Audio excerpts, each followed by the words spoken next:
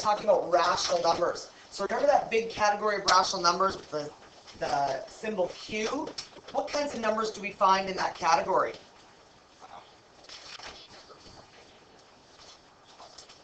Okay, those are integers. Negative infinity to positive infinity. What do you think? Any number that can be put into a fraction. Any number that can be put into a fraction. Absolutely, you are right. No, that's the irrational. That's the opposite. Oh. That's the opposite. Nice try, though. Okay, so we're going to create a random list. So a random list just means let's find some numbers that we know are rational. So, what's one example? 7 over 4. 7 over 4. There's a fraction. Okay, what else do we have? Sure, 1 over 4. How about we make that a negative? What else do we have? Over 9,000. Huh? What over 9,000? 9,000. Oh, okay. Sure. Okay, 1/2. Think of some decimal numbers. What kind of decimal numbers do I have? Good 1.2. You had 1.2. Any others? Yep, the back. 1.2. Oh, good. 1.2 repeating. Nice. We get repeating decimals here. Oh, nice try. But pi's not in this category. Pi's just run on decimals, right? That never end. So that's the irrational numbers. That's pi. 10,000,000.4. Sure, 10,000,000.4. Okay, there's a number. There's one more kind of number you guys are forgetting. What other kinds of numbers are found there?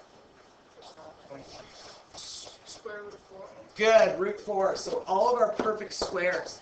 Now, when we solve our perfect squares, what category do they actually belong in the end? They start in the natural numbers, right? Because the square root of 4 is 2. And where do we find the 2? Originally, it starts with the natural number, the smallest category, or counting numbers. And then it becomes a whole number, and it's also an integer, and it's also a rational number. Okay? All right. Can decimals be square roots? Perfect squares? Yes, they can. We discovered that last chapter. Now, can fractions be perfect squares? Yes, they can. Absolutely they can. As long as the top number and the bottom number are both perfect squares. Okay, we learned that last unit. Okay, now we're going to talk about negative fractions. Let's take a look. When we've got fractions that are negative, the negative sign can go in 3 different places. Does it change the value of the answer? No, it doesn't. So, we can have it sitting right beside the fraction line, or we can have it with the top number, or we can have it with the bottom number. Now, which one is the proper answer? There is one proper answer. They're all correct, but one is the furthest, meaning the most proper. Which one's the most proper? Take a wild guess. What do you think? Yeah, you. Very last one? No, not the last one. Oh, you said left? No, it's not left either. It's on the middle. Okay, how come? Where do you see the negative sign? At the top. If there's only one negative sign, it's always going to float to the top. Even if it starts at the bottom, it'll end up floating to the top in the final answer. Okay? So you could have a question like this. You could have 20 dividing by -5. Okay? And if you said leave that as a fraction, you're just going to put the negative sign on top. So it'd be a -20 over 5. But what do we know about 20 over 5?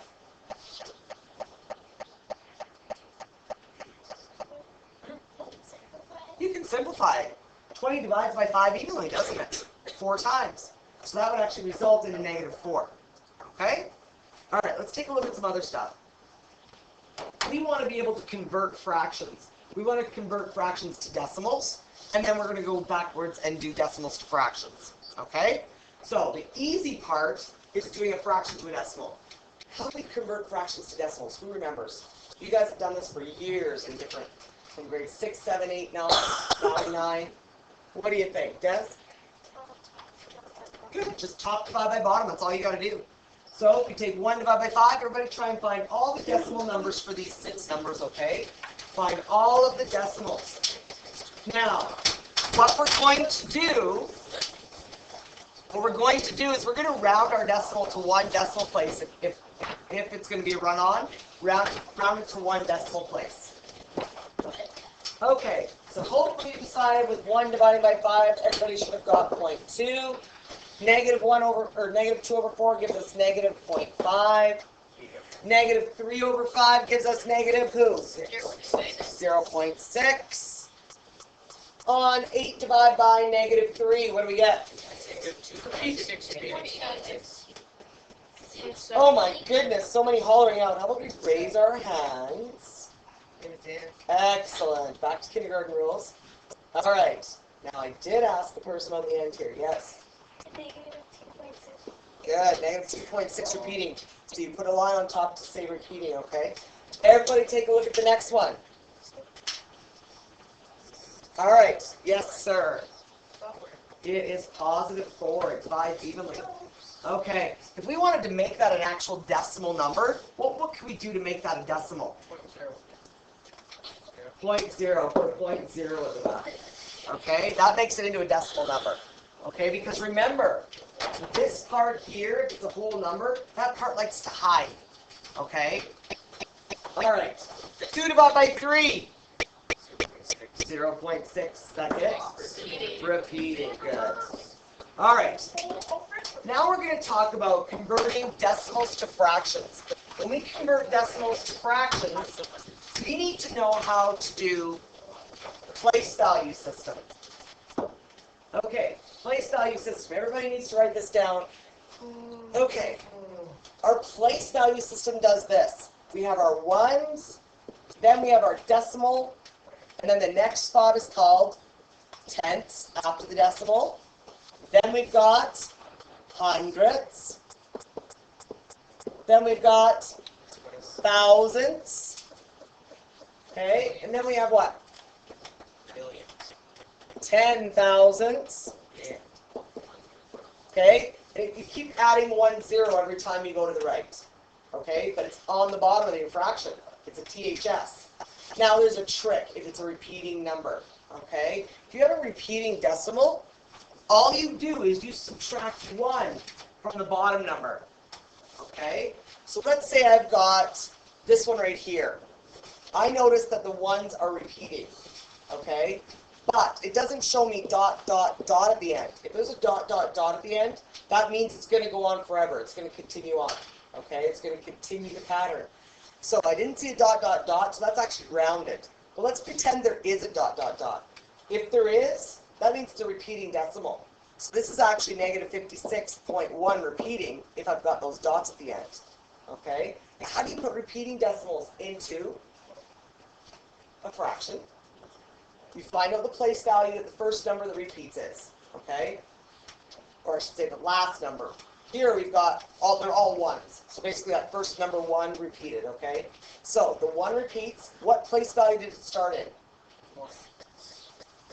Tenths. Because it was after the decimal, right? After the decimal, so it's in the 10th spot. So now what we do to get a repeating decimal into a fraction is we subtract 1 from the bottom. So what's 10 subtract 1? Over 9. So this is actually going to be negative 56 and 1 over 9. Okay, does that make sense? And it's going to be a pattern we have to remember. Okay, that's going to be something that we have to deal with. So let's give you another repeating one just for practice. If I have 0.3 repeating, what place is that 3 in? The 10th spot. So to put it to a fraction, I'm going to go 3 over what number? Not 10, 9. Okay, whenever it repeats, you're going to take the spot, 10 and subtract 1 to get the 9.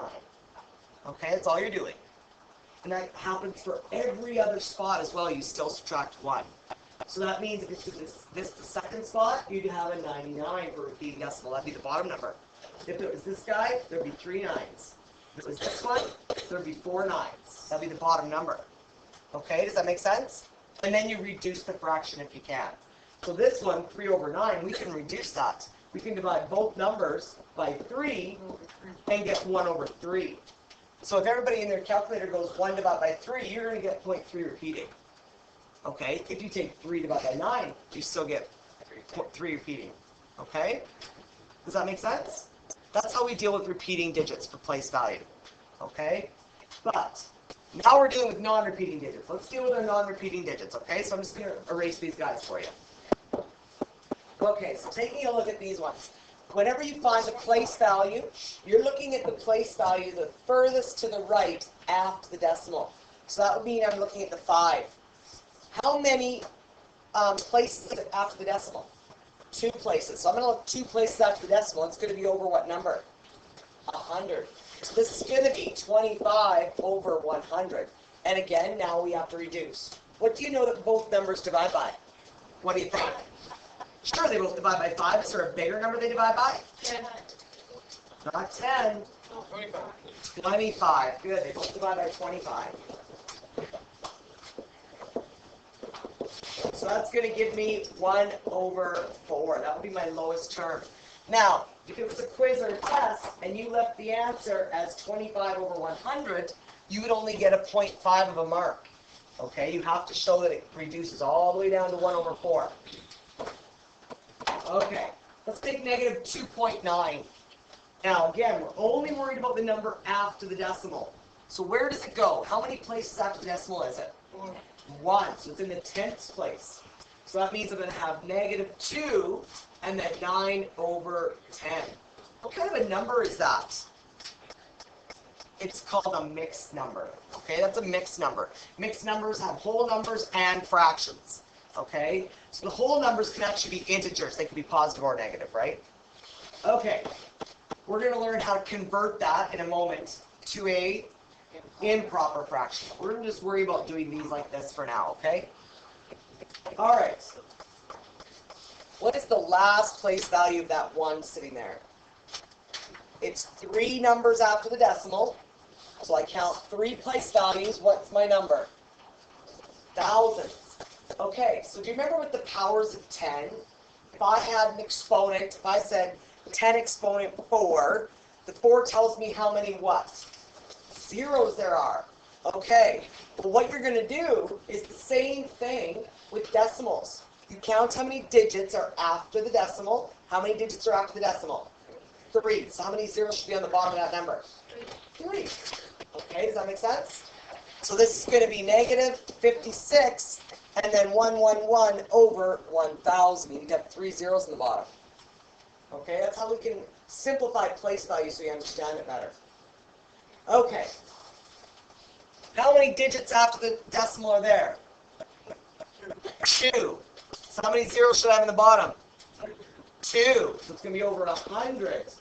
So I'm going to have 18 and 75 over 100.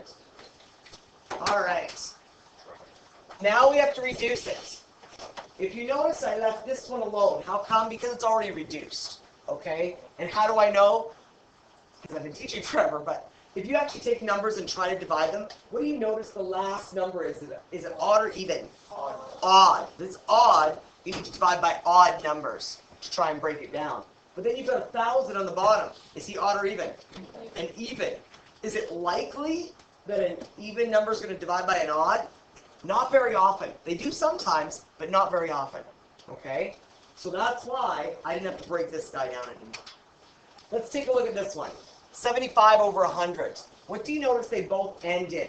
A 5 or a 0.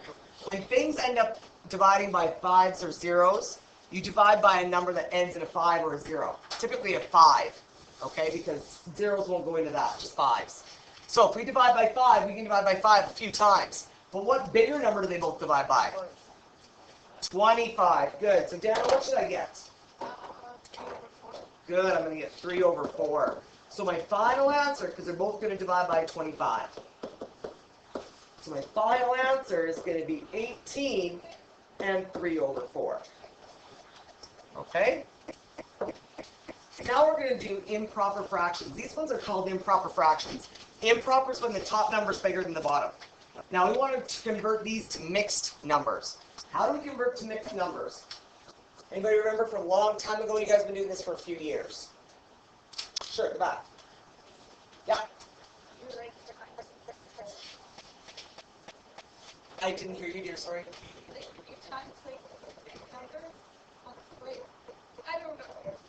You're on the right track, sort of, but you're getting the operation wrong.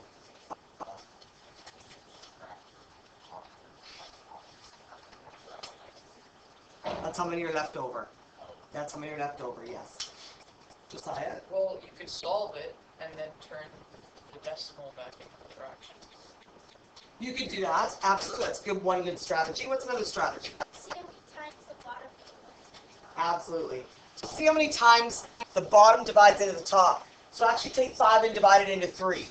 And see what you get for a decimal. What's the number in front of that decimal? It's a 1. Good.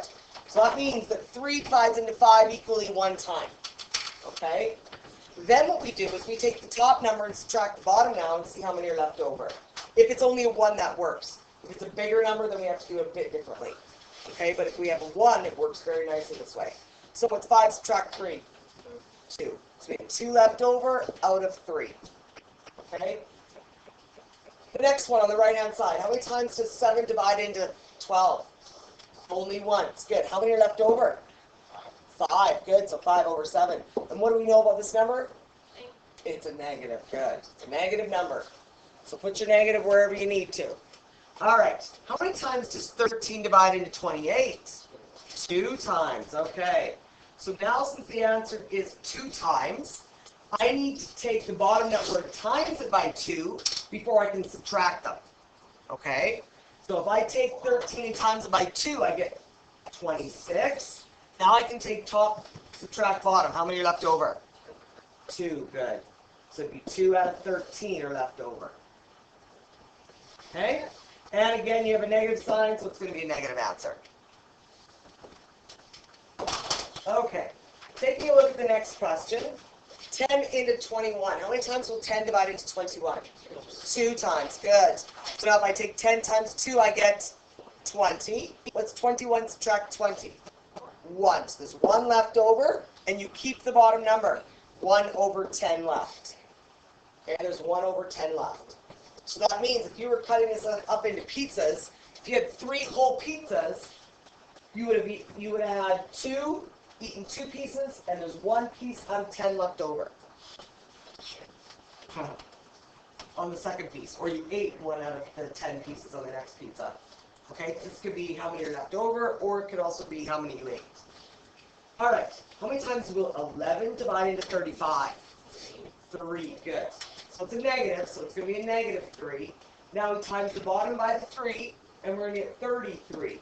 So I'll take top, subtract bottom, how many are left over? 2 are left over, good. 2 out of 11.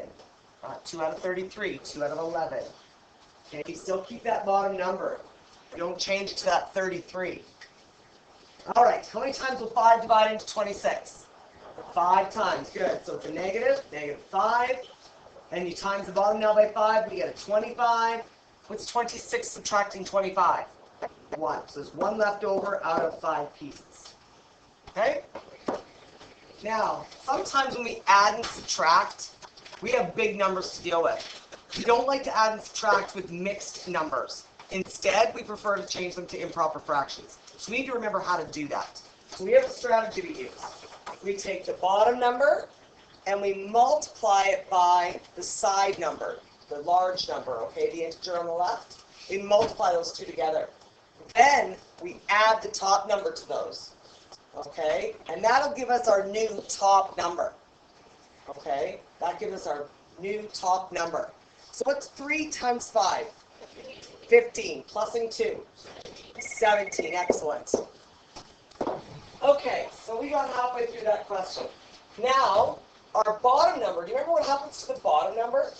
It stays the same, very good. It stays the same. Okay, that will be our final answer. But we always have to check. Does it reduce to become lower? No, this one won't. Okay, 17 is a prime number, which means it only divides by 1 or it's solved. Okay, so that does not go any lower. 17 is a pretty cool number, though. It's one of my favorite numbers. Mine too, it's my birthday number. Okay. Here's the 17 too. How about mine? Good. You're coming up right away. Mine was December. Okay. Here we go. 5 times 3, what do we get for 5 times 3? 15. 15. We need to plus our 1. What do we get? 16. Our bottom number stays as a 3. Good. Now, did you notice what I did when I did that? I ignored the negative sign. Whenever it's negative, you ignore the negative sign. Because a lot of people are going to multiply those two numbers They're going to think, oh, that's negative, so I'm going to subtract 1 on top. No, you don't. You use the same process. You just forget the negatives there, and then you put the negative back on in the end. Okay? That's what you do with that. Okay? So, 12 times 4, that's going to be 48, plus our 1, is 49 over 4, and it's all negative. We put our negative sign back on. Now, let's check the second one and the third one here we did. Do they reduce any lower? Do they divide by any numbers to reduce? No, neither of them will. They don't go any smaller without creating decimals. You don't want to create a decimal. You want them to stay as a whole number or an integer. Okay. Now it says fractions should always be written in simplest form. So that means reduced. They have to be written in the simplest form. Well, simplest form sometimes is called lowest terms. Okay, I think that's how you've been told the whole time up to now. It's called lowest terms. It's also called simplest form. So, to simplify or reduce a fraction, what do we do, guys? We've been doing it for a while. You have to be able to divide the top and the bottom by the same number evenly without getting a decimal on the top or the bottom. Okay? So, we can divide 15 and 30 by what number? 5. Yes, they both divide by 5, but do they divide by a bigger number? 15, very nice. So they both divide by 15. Okay? So if I take 15 and divide by 15 on the top, I get a 1. If I take 30 and divide by 15 on the bottom, I get a 2. Then where's my negative sign going to go? In my final answer. Right, the top, it always floats to the top. It started on the side here, but in your final answer, it's going to float to the top. Okay? All right. We have one negative sign, so our answer is going to be negative. The 4 and 48 both divide by what digit? The 4. Good. So 4 divides by 4 gives us a 1. And the bottom number divides by 4 and gives us a 12. Good, our final answer. Okay, let's take a look at the next one. 2 negatives. When I divide 2 negatives, what do we know about that? They disappear. Good. Okay, they're going to become a positive answer. Okay. 28 and 49, what digit do they divide by? 7. 7, yes they do. So we're going to get 4 over 7 as a final answer. Okay? Okay, now it says we want to make equivalent fractions. If we want to make equivalent fractions, that means that they're going to result in the same bottom number and top number when you reduce them. Okay? So, if we start with a small number, how do we get an equivalent fraction? We times the top and the bottom by the same number. Okay, that's the strategy. But sometimes they give us a cross multiply and divide situation. If you see 2 fractions sitting side by side, and one of them has an X or one of them has a blank spot, and you don't know what goes there, that's called a cross multiply and divide. So, let's take a look at the first one. I could easily use my cross multiply and divide. Or I could take a look and see what they did to the bottom number. What did they do to the bottom number to get 10? They times it by 5. Sometimes it's not that easy to find out what they did though. So we're going to times the top by 5. That's how I find my top number. So it's going to become a 5. So it's like if you have a pizza. If I ate half the pizza, that's the same as eating 5 pieces out of 10. You're eating half of that pizza. Okay? You're just eating a lot smaller pieces. Okay. On the next one, what did they do to the top number? Okay, our top number has been multiplied by 6. So we're going to multiply our bottom number by 6 and get a 42. Good. Now, if we don't know what's happened to the numbers, we cross multiply and divide. That helps us. So let's pretend we don't know the next one here. Let's pretend we don't know what happened to these numbers. So if I didn't know what happened to the 10 to get 50, I would take 10 and times it by the 35. You always take the diagonal numbers where you have 2 digits. Never where you've got a blank spot, a digit. Always take where there's a digit across from another one diagonally. Okay? You multiply those 2. Then you divide by the number left over. That's how you find it. Okay? So we would have found out, we would have got an answer of 7. Good. That tells us what our number is on top. Okay? Now, if I check my work, I know the bottom was 10 times 5 gives me 50. If I check my work in my calculator, I go 7 times 5, I get 35. Okay? All right. Next one. What did they do to 12 to get 4? They divided by 3. Okay, that means that this big number was divided by 3 to get 33. So how do I find the big number? Well, you don't know that number. That number was divided by 3 to get this number. So what's a good strategy? Yeah, you can multiply it by 3. Good. Then you work backwards. Or we can do what we just did in the other question and do a cross multiply and divide. So if I cross multiplied and divided, I would multiply these two numbers and I would divide by the -4 left over. Okay? When we do that, we're going to get 99.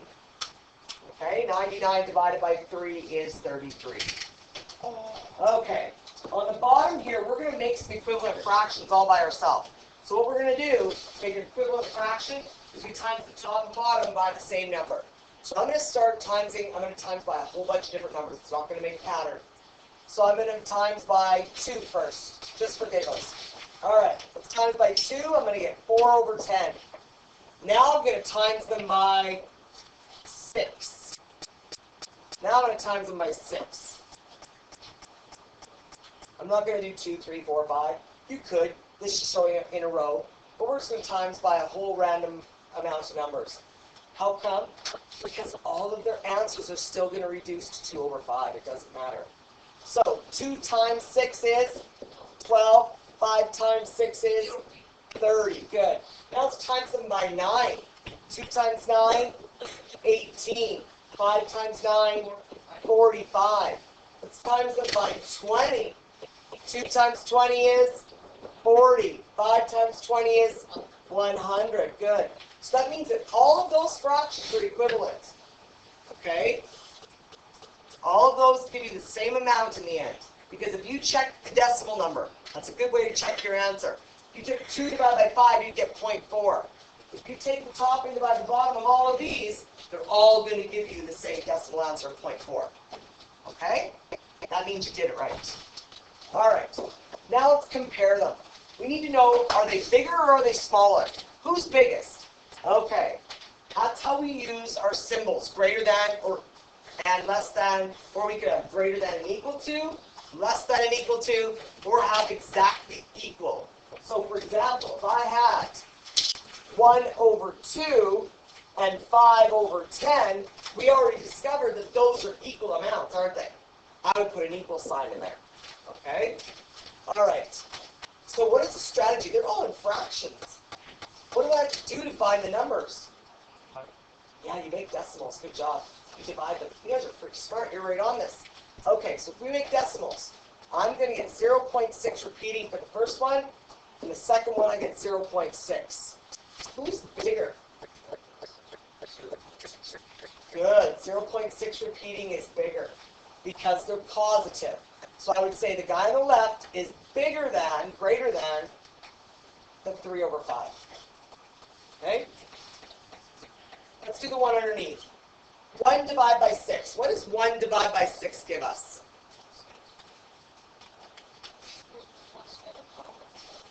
What does it give us for a decimal? 0.16 repeating? Okay. Now, 7 divided by 30, what does that give us? 0.23 repeating. All right. Now they're both negative numbers. Okay. When we have negative numbers, it reverses. Remember, the one number that is closer to 0 is bigger. So, this one here, the negative 0.16, is he closer to 0 than the negative 0.23? Yes, he is. So he is bigger than the other number. He's greater than. Okay? Always think when they're negative, are they closer to 0? Who's closer to 0? Whoever's closer to 0 is bigger if they're negative. Okay?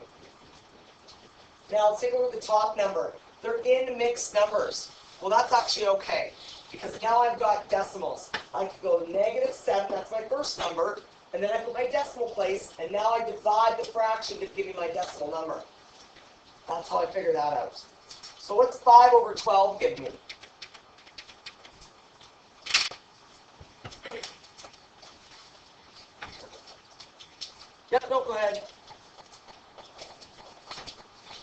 Yeah, 0.416. So we get 0.416 with the 7 in front now, though, the negative 7. So 0.416 and the 6 repeats. Okay, that's what you should get. Did everybody get that? Okay, let's look at the next one. The next one's going to give us negative 7.4. Okay, who's bigger? Who's closer to 0? Who's bigger? The guy on the right, isn't he? He's bigger. He's closer to 0. So we would say the one on the left is less than the one on the right. Okay? So this one here that points to the left, you can think of it basically like an L that's kind of kicked over. Okay? It's like an L that's kicked over. So really it's an L that's been kicked over, right? Okay.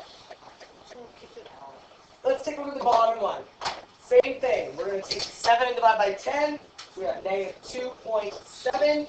Over here, 5 divided by 8. What do we get? What's 5 divided by 8?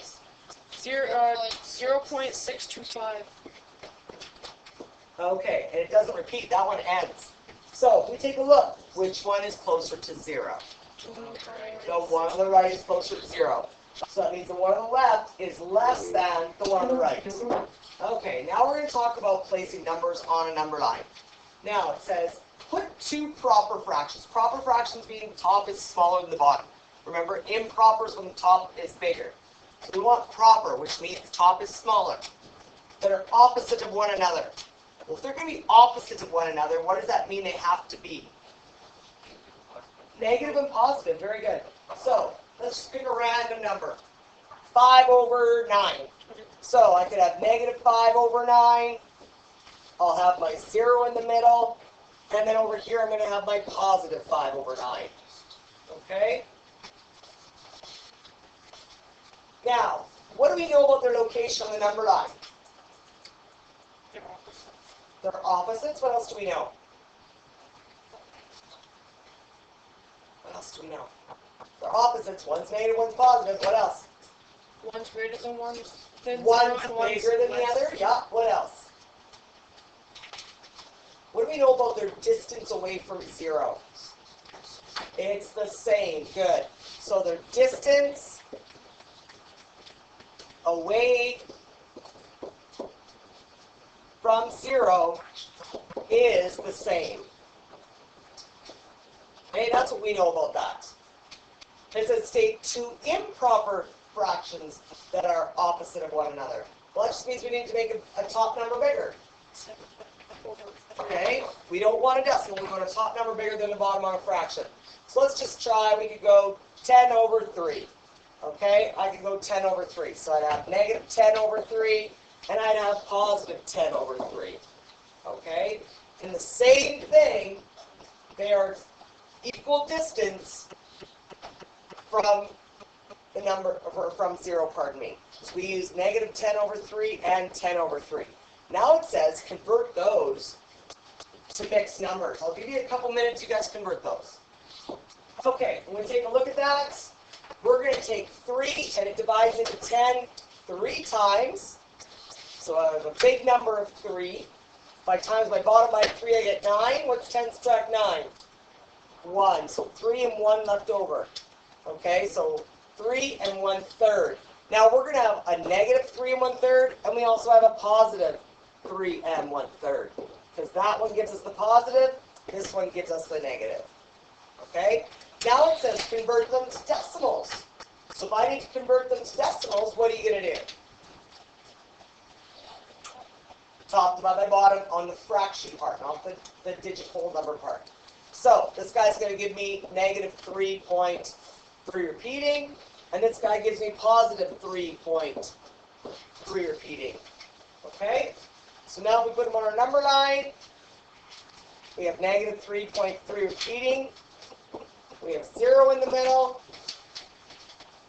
And then the equal distance away, we've got the positive 3.3 repeating. Okay? Okay, now we're going to put decimal numbers on the number line. But it tells us we want to write 3 numbers in between them. Well, that means we have to find them and locate them on the number line first. So always put 0 in first. So there's my 0. Now let's find where my positive 1.25 goes. He's going to go over to the right, positive 1.25. If I go over to the left now, my negative 1 is going to be way further away from 0 at negative 3.26. So I want 3 different numbers in between those. 3 different numbers in between those. Give me a random couple numbers. What numbers would be in between them? Good. 1.01, sure. 1.01, what's another random number?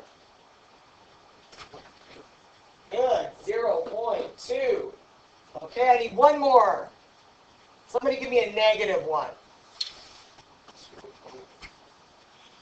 3, 1. Okay, but we're going to go negative. So negative 0.31. I just want a negative 1. There's lots of numbers in between those two numbers. Okay, tons and tons of them. But look at the next one on B. I've got 0.25 and 0.26. They're almost sitting side by side of the number line. Well, they actually are. So what do I have to do to find numbers in between them? There's a strategy I'm going to use, but how do I do that? What am I going to do?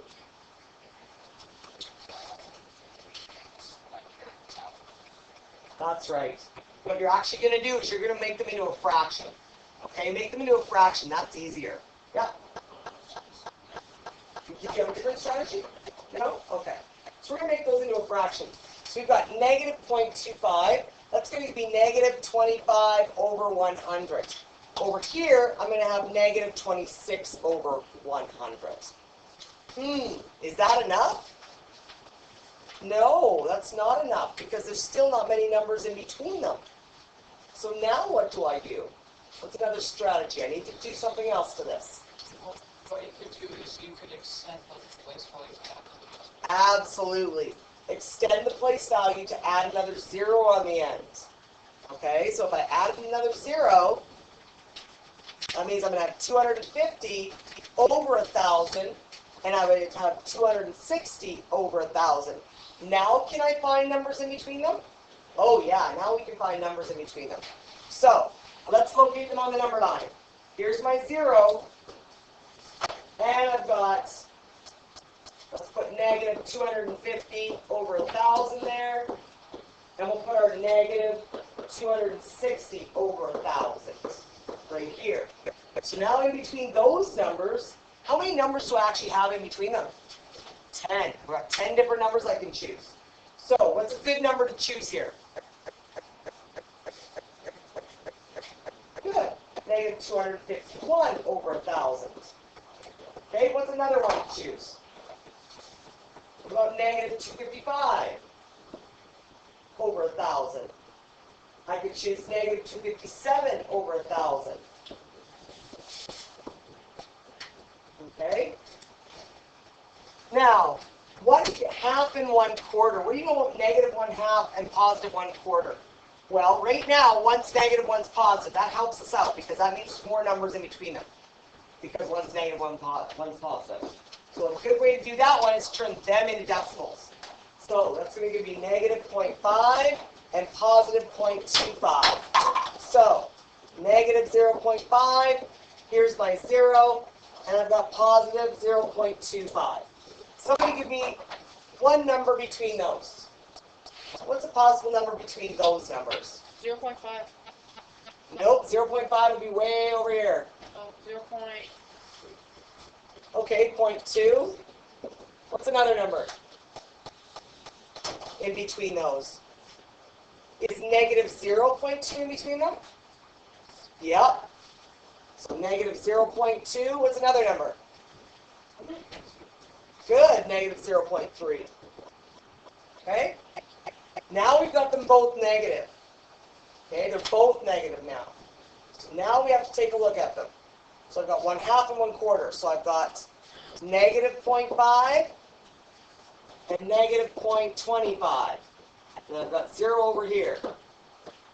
So how many numbers are between them? Am I able to tell yet?